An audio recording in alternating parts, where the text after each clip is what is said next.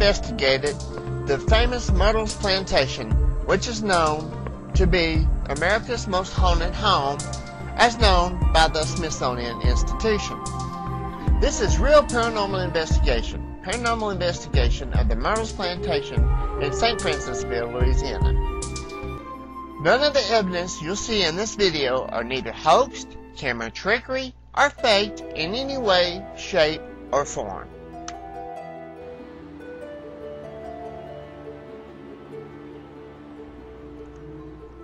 The history of the South will always provide us with tales of romance and mystery, the saga of the antebellum South, and a lifestyle that will never be forgotten lives on at this grand mansion. A first glimpse of the mansion with its magnificent double dormers and lacy grillworks of the 120-foot veranda envelops one with complete sense of peace and tranquility. Relax on the giant rockers on the 120-foot veranda or stroll through the lush 10 acres filled with majestic live oaks. The 5,000 square foot brick courtyard is the perfect place to unwind. However, there is another side to this story.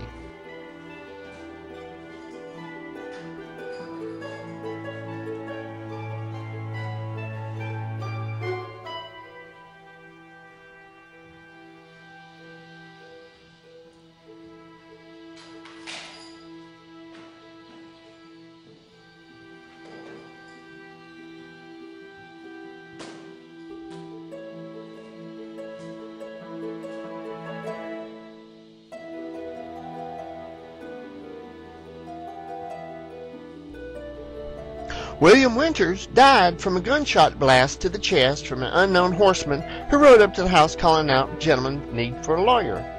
After being shot, William stumbled to the house calling his wife Sarah's name. He made it up the steps to the 17th step where he fell into his wife's arm and died from blood loss from his wounds.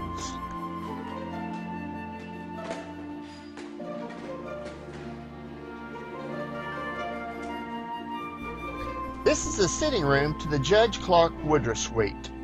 The door to the right is an actual bedroom.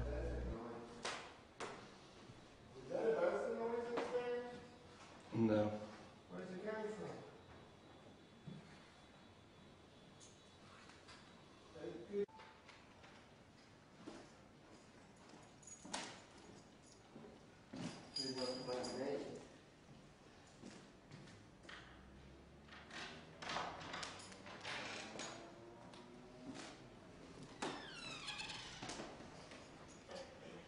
Alright, fix your camera up to where it's no shaky movement.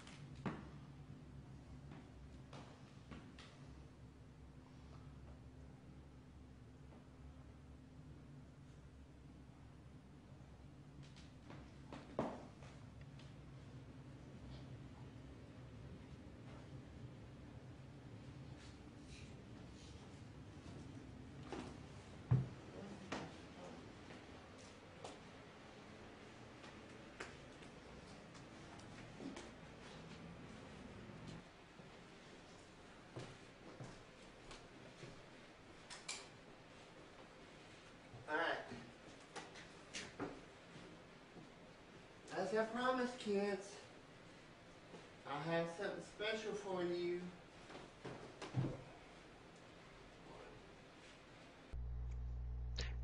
At this point here is where he caught one of our best EVPs. We'll take a listen. I have something special for you. What? I have something special for you. What? I have something special for you. What? When we reverse the audio and play it backwards, which should not be possible, we get a different saying.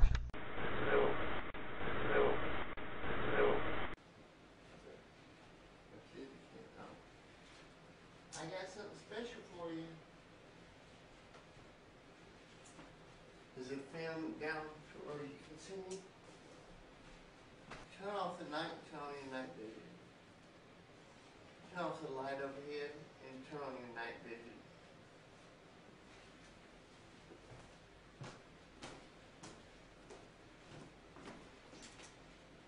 And then turn on your night vision. Can you see to do it? As you notice, we're having problems with our infrared. Our night vision camera started having unpredictable problems that we could not explain. Can you see me well?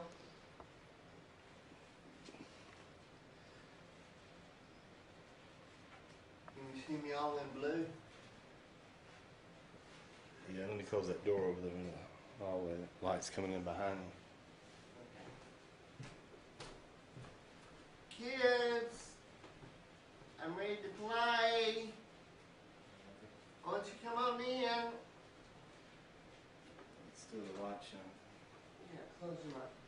Okay. You should be. Are y'all around? Let me know when you're around. As you notice, we started getting hits on our EMF detectors and our tri-field meters. I'll throw it for you. Come closer. Come closer. Come get the ball. Come closer. This meter tells me when you're close. I can't see you. So come closer. Don't be scared of me. I'm just a kid at heart. I won't hurt you. We really had no luck other than the tri-field meter going off for a couple of times when the ball was in front of the meters. After a while, everything quieted down, and we left the room and left the ball with the meters and the camera on it. Came back and saw that nothing had happened. So we move on. Later that night, we ventured outside and found that we have a beautiful full moon, which is known to increase spirit activity.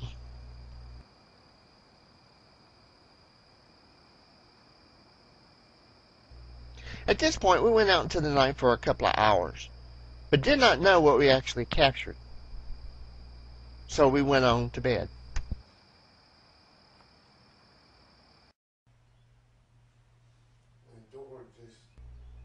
I was awakened to a loud knocking noise on the French room door, which is permanently locked because of the priceless antiques. So I get up to investigate.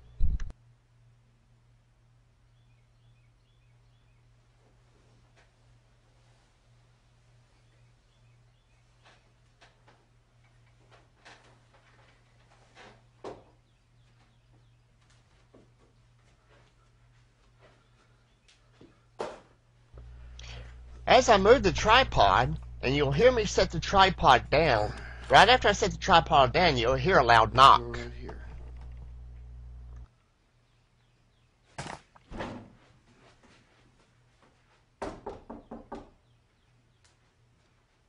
Can you knock back?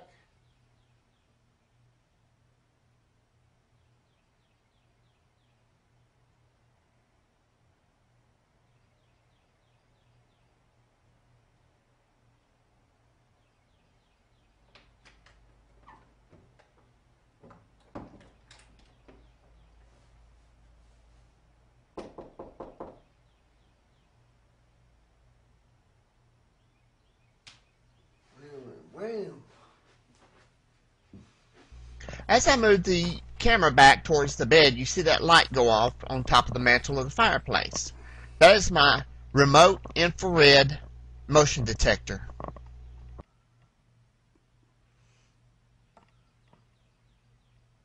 I'm just going to let this camera roll.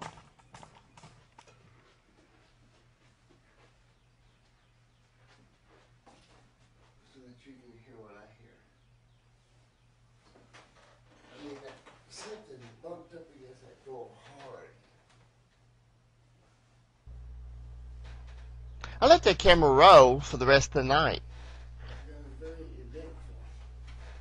and did not get anything after the pounding noise, with the exception of another surprise that I will show you.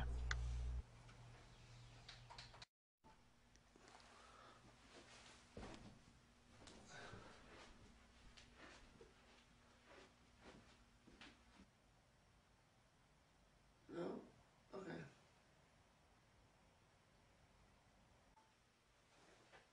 What's that chandelier moving? Now this chandelier is 175 to 200 pound chandelier. The air conditioners no way can move that.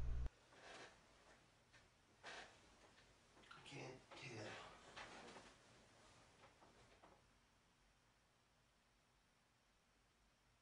It is.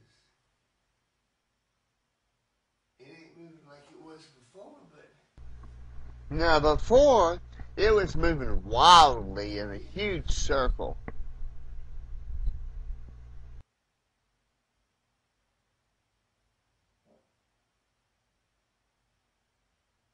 there's this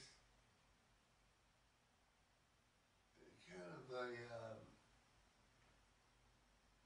a noise, like a whisper or something. And I wish I had my recorder on. Where's my recorder?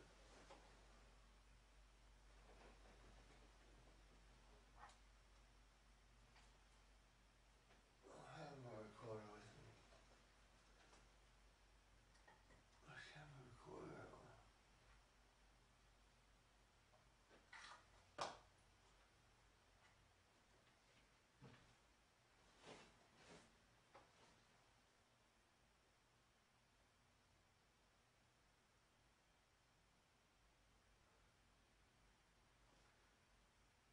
This room feels colder than usual. It's always been cool. Can anybody speak to me? He just blinked. When I asked, can anybody speak to me? He just blinked.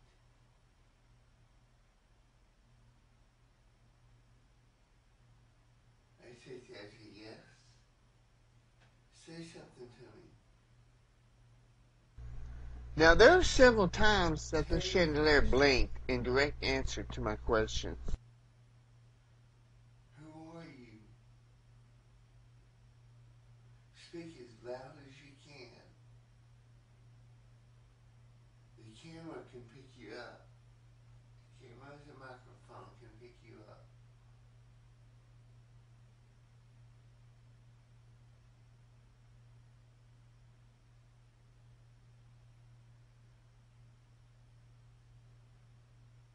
Does it bother you that we come here and we take pictures?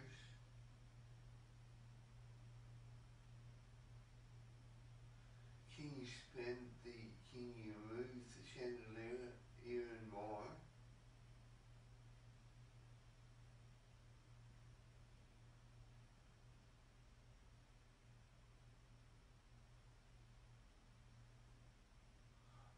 The lights just dimmed.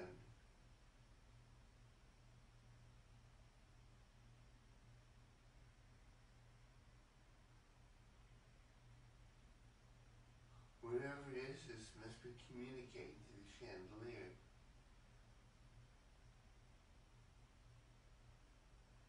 I'm not scared. I'm not even startled. I've had this happen to me a long, long time ago, but it was really moving like crazy. It's just barely moving.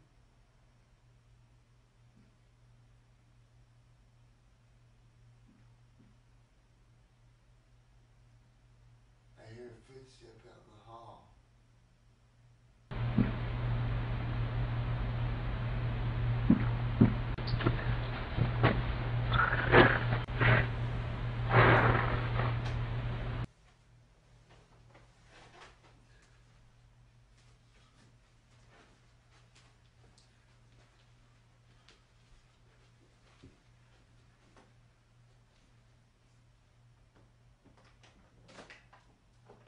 Who's out there?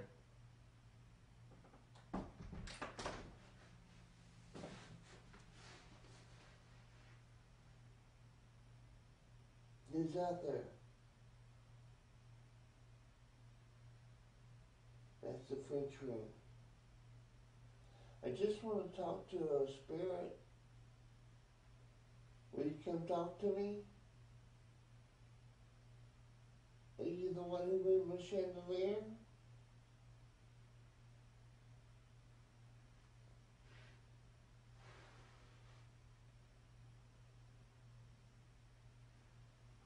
Come talk to me.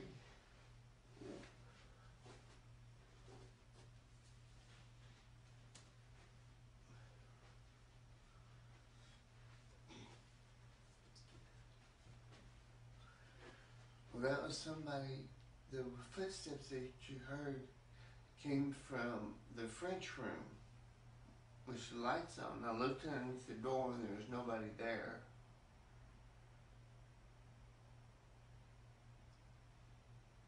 And look, the light's doing it again.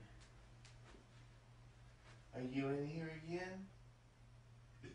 Will you move the chandelier? Oh boy, it's cold in here.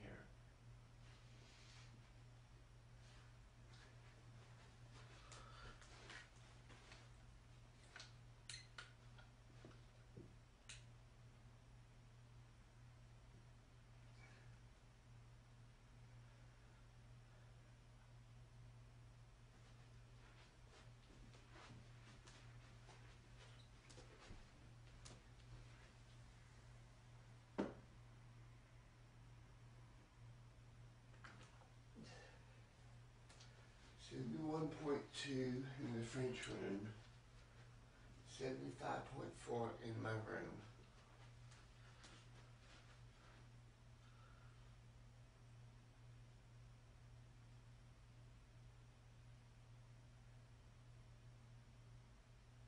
'74, 73.8 at the window.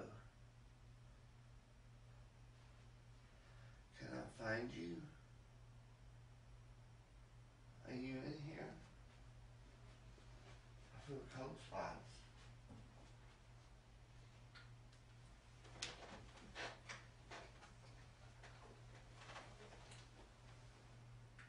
I just heard something.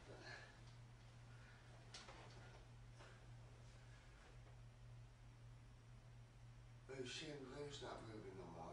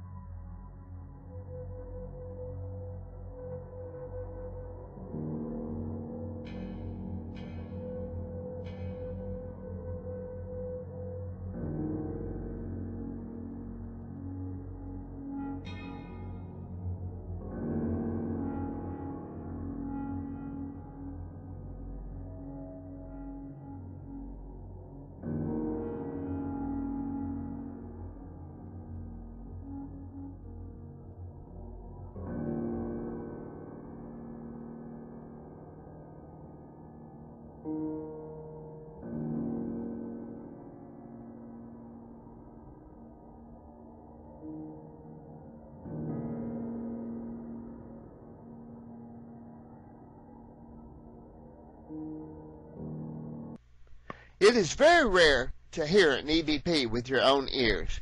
Most time you only hear it through your own recorder. And I know you're a boy. And I know you're a boy. And I know you're a boy. I have something special for you. What? I have something special for you. What? I have something special for you. What? I have something special for you. This is the reversal of the previous recording. No. No. No.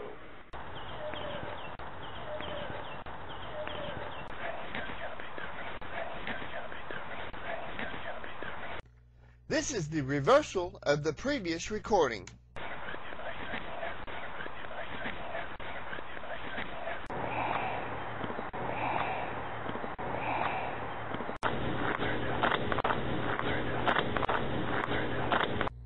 This is the reversal of the previous recording.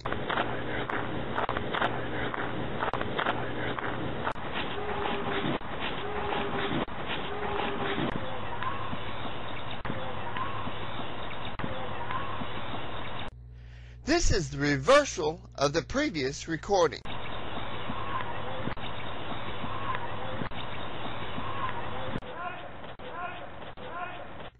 This is the reversal of the previous recording.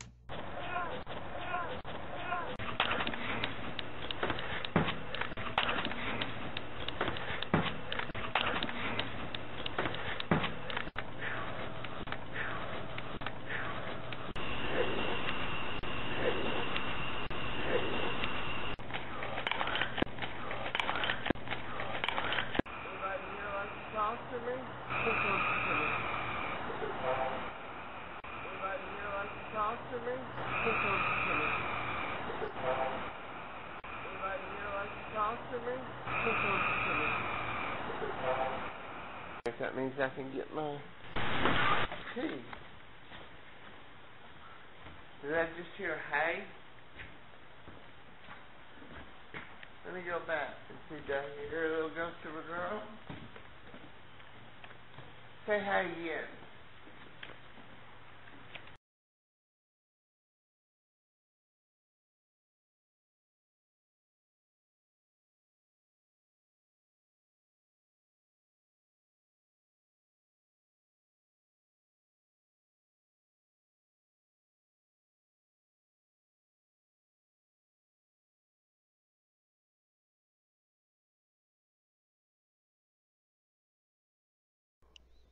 This is Real Paranormal Investigations.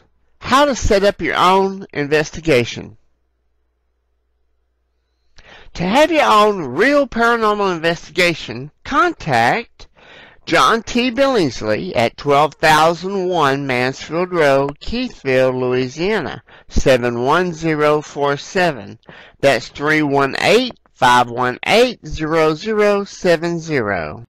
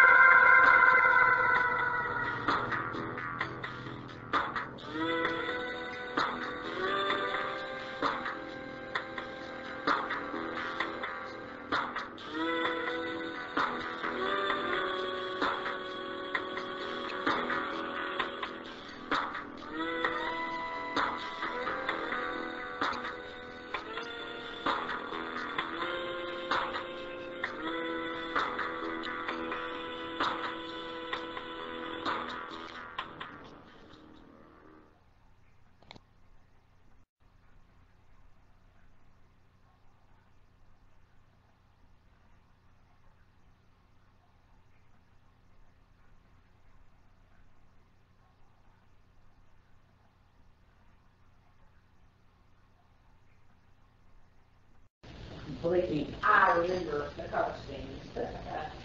Completely, I remember the cover scenes. Completely, I remember the cover scenes.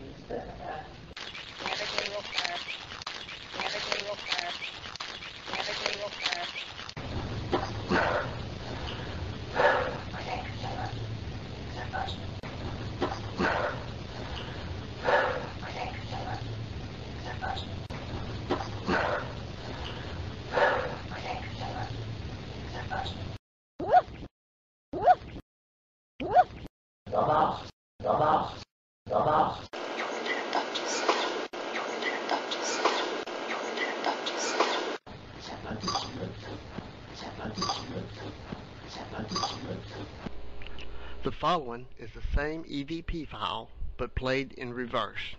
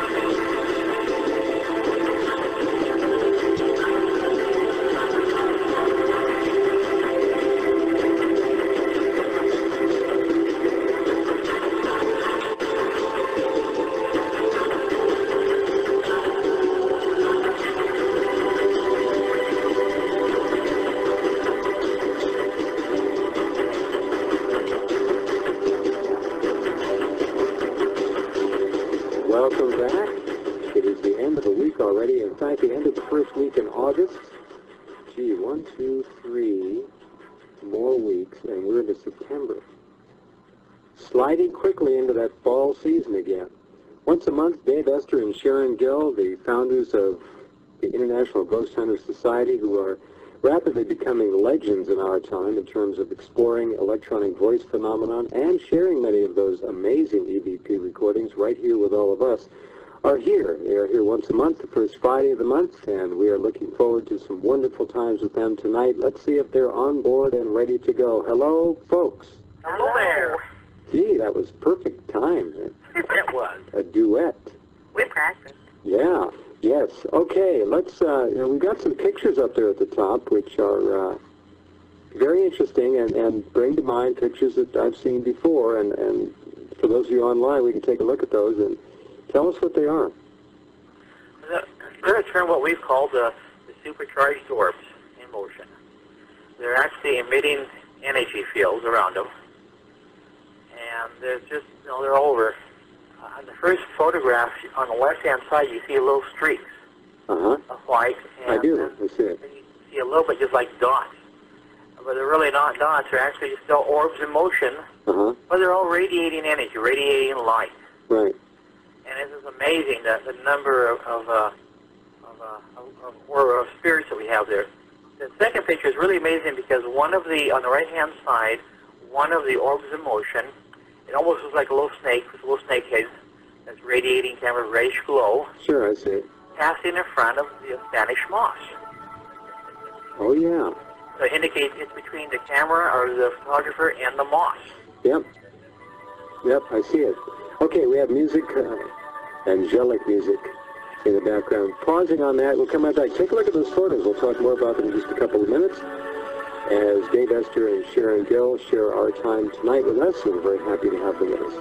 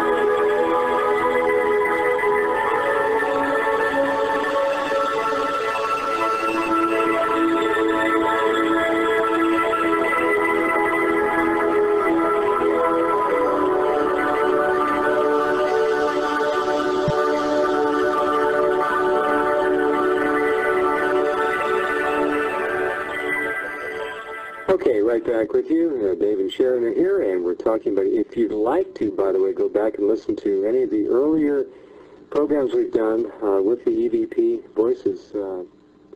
Have at it. They're right there. Okay. This picture is interesting. I've seen, you've seen countless hundreds of them. And the interesting thing about them is the, well, people try to excuse them as being, well, it was just somebody jerked the camera, but the image itself is crystal clear. So we talk about that. By the way, both Dave and Sharon are, is Esther there with you? Are professional photographers of some renown, and they have been at this a long time. Dave and Sharon have talked about that over the years with us, explaining their background, and they know photography inside out. So why couldn't these be some kind of a sneer or a jerk or a sudden movement? You know, the person doesn't hold the camera still. Just for the sake of devil's advocacy here. Yeah, that's no problem, because, you know, that's always first thing we do when we look at it. You know, if it's a chilly night out or something, and right. We've done that at Gettysburg, with the city lights in the background, it looks like they're in the sky. Yeah. And if you snap a picture, you know, at a 1/60th of a second, you're bordering on having to have a tripod, you know, for stability purposes. Right. But these pictures, they show these supercharged orbs. For example, in the photograph on the left, you see several of them, or at least 4 of them anyway, that is in front of the person standing in the picture. Mm-hmm. Now, if it was a background light where you're the chilly night and you kind of vibrate the camera a little bit, shook it a little bit, camera shakes, then you could understand that, but it wouldn't be in front of the people, or in front of the lady. And the second photograph, same way. There is one orb in motion that comes slants down by her throat and off her shoulders. That's in front, as well as the original one we talked about, in front of the Spanish moss. This clearly indicates that these anomalies are between that person and the camera and the photographer. Right. They're not lights in the background that Gotcha. the camera shakes have appear to be multiple. Now, they also are so luminescent and light. But here's something else, and I'm sure our listeners who are able to view this are seeing. Let's take the picture on the left and then the picture on the right. It looks as if, and I would be hard-pressed to determine otherwise, but there are 2 absolutely carbon copy, clear, identical tracks of light next to each other in that assemblage of light streaks. In both pictures, it's the same motion. You see, you got look to the our left of the photograph, and you'll see 2 orbs down by her shoulder. Track them up and watch where they go, and they both go the exact same direction, the same course. They change movement. And I'm wondering if there's something in the photographic process that would take this. Could it be a single orb that is somehow given a double exposure? Or are these 2 orbs tracking exactly the same course in front of the camera lens? Okay, now if you look at the picture on the left, yeah. If you notice it looks like there's three orbs in motion, same type of angle, but if you look at the third one, going from left to right, yes. The bottom angle is a little bit different. Yeah, or at least appears to me a little bit different than the angle of the first one. Well, the top one, the highermost one, you got 1, 2, and then the one on the far left, the topmost orb on the left side, does appear to have a different arc, yes. Yeah, but, you know, and maybe it's like walking in formation. Yeah, that's a good point. And they may be flying in formation. Yeah. But, yeah, that's always something that when you see it, generally in camera shakes, you have identical position, identical angles of the moving light. Sure. And you get 4, 5, 6, 8 of them there, and then those are pretty much you can determine as camera shakes. But when you have others that appear in front of a person, that eliminates the background potential. Right. If the foreground is possible, then it suggests that maybe the background is also valid. Have you tried to calculate how fast these orbs must be going to have registered that much course maneuvering in the 1/60th of a second, or whatever the flash is? Generally, we can't because of the distance. You don't know how far away they are, I guess. Now, like the ones in the second picture that passes in front of the Spanish moss, we don't know whether that's a half an inch from the camera lens, or 6 feet away. Got it. Now, if there's something passing behind that lady, then that would give us an indication of distance. Have we seen this kind of phenomena before and to the rear of a subject? Generally, we see it independent. Generally, like in the cemetery, the graveyard, maybe passing in front of a tree or something. Right. But never, I don't recall right now of all the photographs we got where we have any with an actual individual in the photograph. These normally appear to be right around her. They do. They're almost hovering about her. And this is the first set of photographs, and I have several more on our website that are just with your normal ectoplasmic paper. But these are the first taken at the Myrtles Plantation that is not just dust orbs. Wow. That most people get. Right. Someone sent me some photographs the other day, just loaded with dust orbs, and was, thinking that they were something else. And it's just in most cases not what we're seeing. We're seeing dust orbs. That's what they are. Now this person, John, he's sending me a video that they took in their room of the chandelier starting to move by itself. All right. We'll be right back with Dave Esther and Sharon Gill in a minute.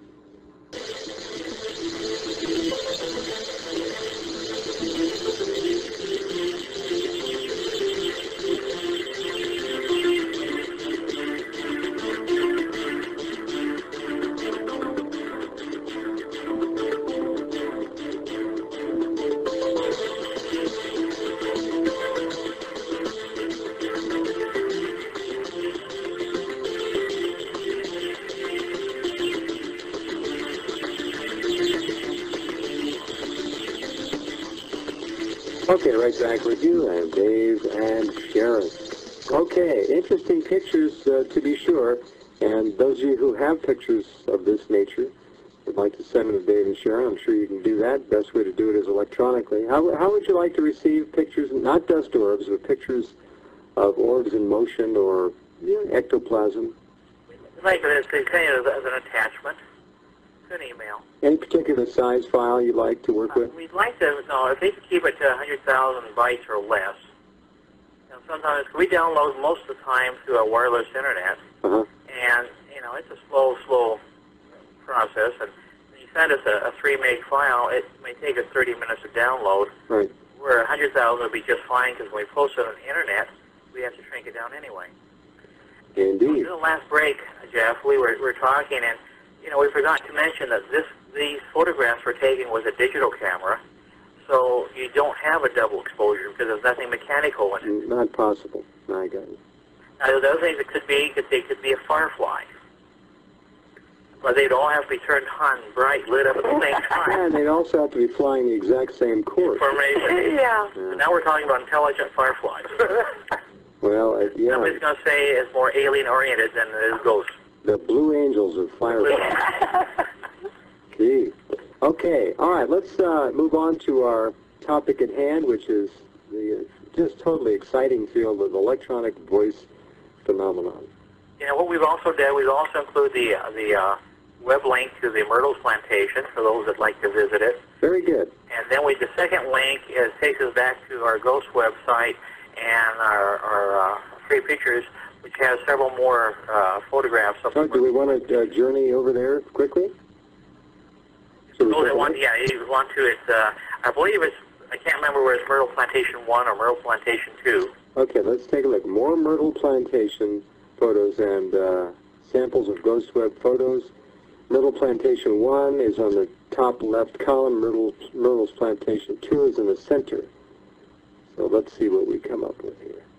The center one has opened up with two pictures it looks like it's inside of a house with a chandelier. Okay, those are the ones indoors. Is that the ones we want to look at? Yeah, And the one on the right actually is an outdoor photo of ectoplasm in front of a camera. That is not, folks, cigarette smoke. They don't allow smoking in the house. Or outside. It's a smoke-free plantation. Yeah. over the years, we get different people who've had different experiences there. Like any place that has a history, where there are reasons why spirits might not move on. Mm-hmm. This one here, because of it being in the South and being still a plantation type thing, a bread and breakfast. These pictures are probably the most remarkable ones we've ever seen there. Oh, neat. Okay, so you can take a look at those at your leisure. More Myrtles Plantation ghost photos at ghostweb.com. All right, next up. Where the chandelier was at? Yeah. Was where John got these EVPs. That's the chandelier, or is that the one that he got moving in video? The one he had, I don't know if it was that one or the one in his room. Okay. But he said he sent me the video, so it will be forwarded up shortly. Okay. And maybe I'll get a copy and send it over to you so sure. you can review. Yeah. See what all it's right. like. Very good. EVP Tex Miller Larson. Now, this was, again, done in the room with that chandelier photograph. And like we believe in a free democracy, and the interpretation is up to. It doesn't quite sound the same now as it did. Oh, you're backing off again? We haven't even started.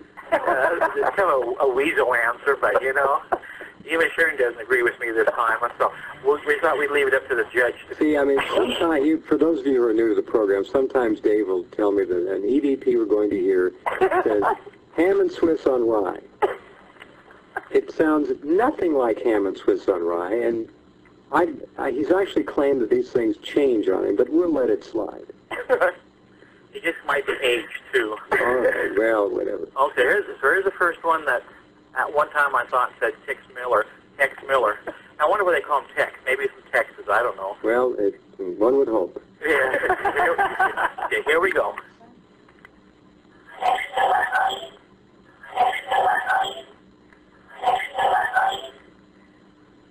Having a softer voice.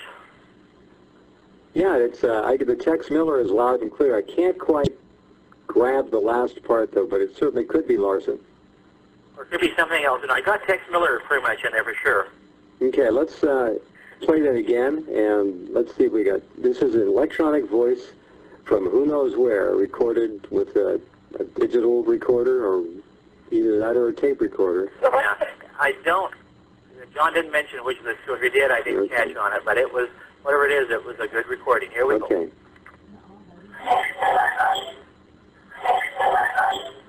Yeah, that's Tex Miller Larson.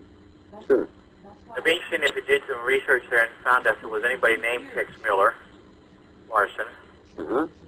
Or maybe it was Tex, Miller, Larson. Who knows? 3 people. Yeah, might have been. That's a good one. Okay, that was recorded in the Myrtles Plantation, in the room with the chandelier. He's got quite a few, and I don't put a couple of them up that he got. But this is the next one I thought was also really exceptional. Here we go.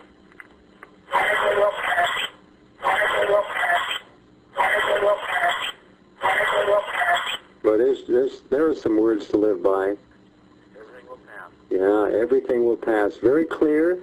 You can, again, hear the texture in the man's voice.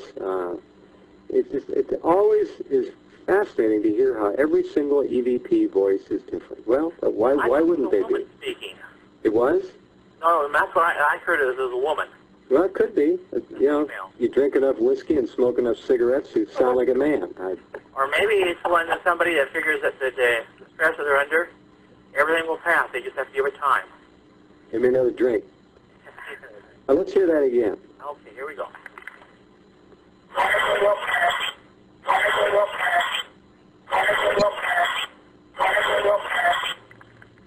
I guess it could be a male. It could be male or female. Well, she's estrogen challenged if it's a woman. We're but not whatever. going to go there. I didn't say anything. I want you to know that these spirits are listening to you right now. All right. You know they are. And they'll search you out in a spirit way. I better be careful. Yeah, they'll zap you. Lightly, of course. All right, my voice will get higher, I see, in retribution. Now, when I did a reverse on that, I originally thought it sounded like this, like quarters and eighths, but it no longer sounds like quarters. All right, hold on. We'll do this break and come back and see if it now sounds like ham and Swiss on rye. I think it was a hormonal change. It could be. I never liked rye bread, to tell you the truth. All right, be right back with Dave and Sharon in just a couple minutes and more EVP for you.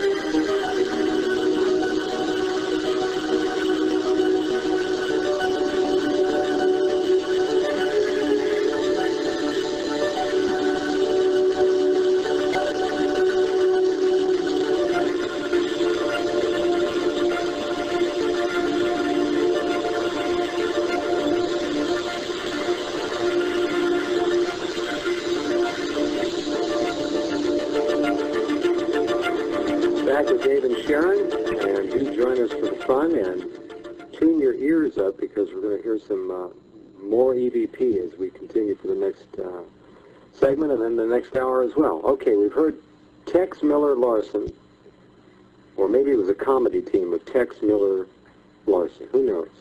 And then we heard Everything Will Pass, an old minister, or, well, never mind. And then, You know, it's like Sharon was talking during the last break. She remember reading that there's at least 10 of their workers who were murdered on the plantation. There were at least 10 people murdered when it was a working plantation. What were the serial killer at work, or these occurred different times, different times? Huh. And if you notice the pictures, there's probably between 10 and 12 individual orbs of light in motion.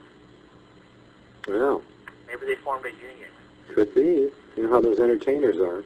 Yeah, I know. Now, when we go reverse, everything will pass. Originally, I thought it was quarters and 8. Maybe it's quotes and 8, or maybe the terminology that was localized at the time. Okay. That so this is what it says in reverse.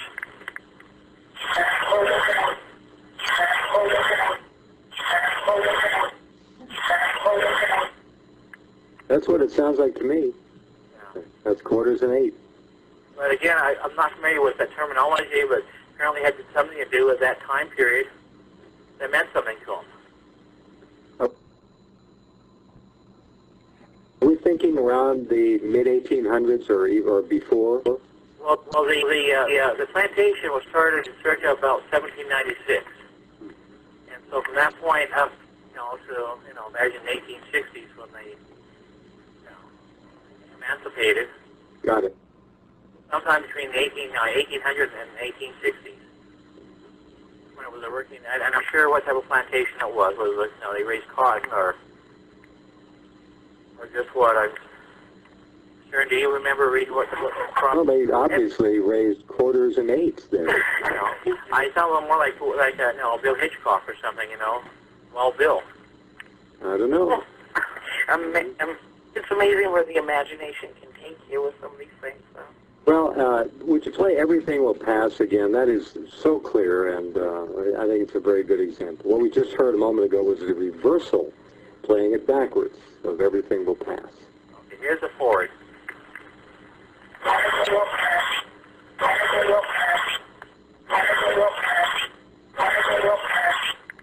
Now, do you hear how that was said? It was said perfectly. I mean, the cadence was right, the emphasis was right. Everything will pass. It wasn't everything will pass. It was said perfectly. I mean, the person was making a statement. And it's good philosophy to follow when they're in a tough bind, make lemonade out of lemons. Everything will pass. Yeah, I'm going to write that down. That's pretty good. Think of some other examples. Make guacamole out of avocados. All right. Jeff, the Myrtles was built by General Bradford in 1794. Now, he's a famous name.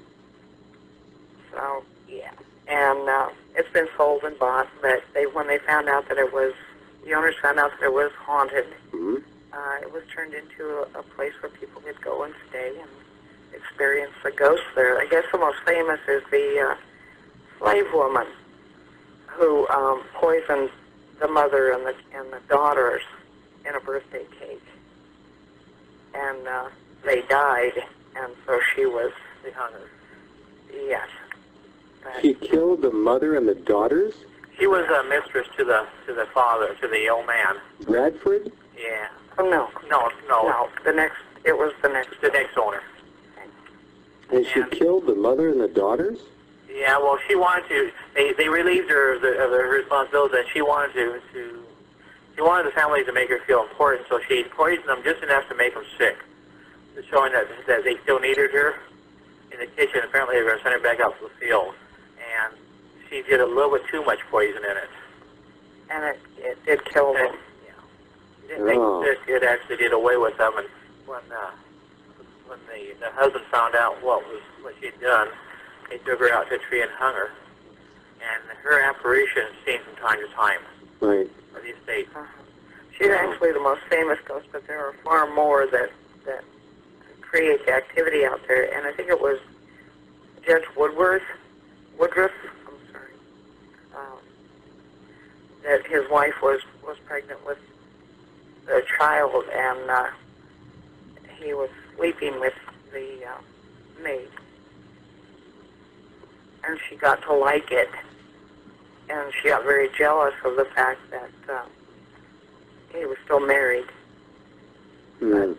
Kind of a complicated, sad story, but Yeah, indeed. And the typical love triangle ends in death. Yep. Well, it's an old theme, been around a long time. really.